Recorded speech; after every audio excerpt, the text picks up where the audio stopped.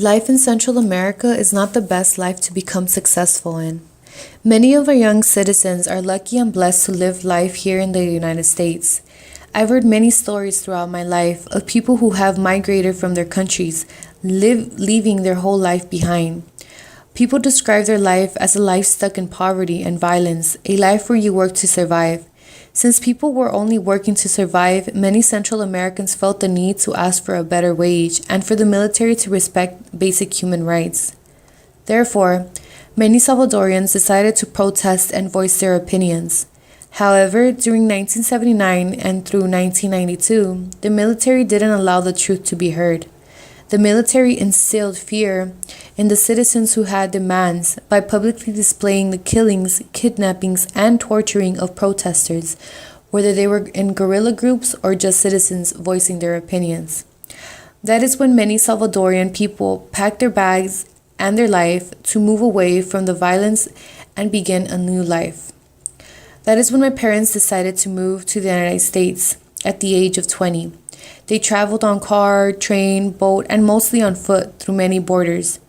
These trips can be extremely dangerous. It's taking on Mother Nature. People face many problems along the way. It's not just simply jumping on a plane a few hours and then you're there.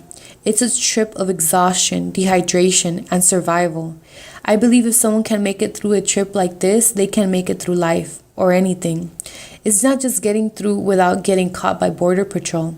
They also have to survive through extreme hot or cold conditions of the desert. Along the way, they run into poisonous snakes, and they could also run out of water and food. They confront death face to face. There are many factors that can get in the way, but one thing is for certain.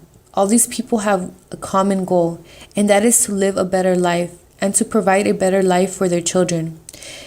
It is because of these efforts from immigrant parents that sons and daughters like myself are able to live a good life. Although my parents came here at a very young age, they held on to their roots. Both my parents are religious. They will take us to church every Sunday. By the time we were 15, we had the choice to continue this path. Even though my brothers decided not to continue going to church, the values presented to us at a young age continued with us into adulthood.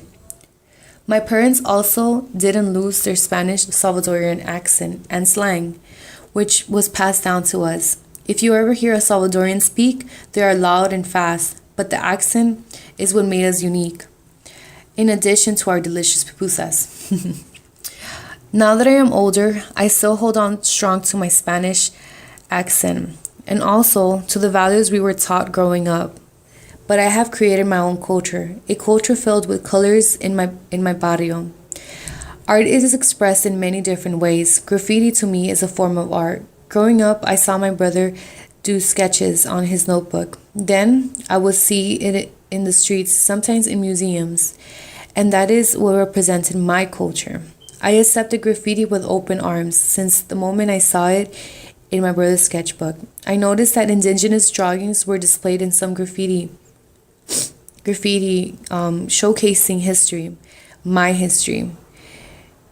It is wonderful to see this art movement exalting the Hispanic community because many have lost connections with their roots. So what then is my culture? Soy Latina. I love the life my parents have given me because it is a life they struggled for, day and night. So taking anything for granted in the United States is a diss to my parents' face. There is not one day that passes by where I don't pray and thank the Lord for another day. This right here in my barrio is where I learned to appreciate everyone, to not judge someone based on appearance, and that it is okay to be different. Being different means preserving one's culture.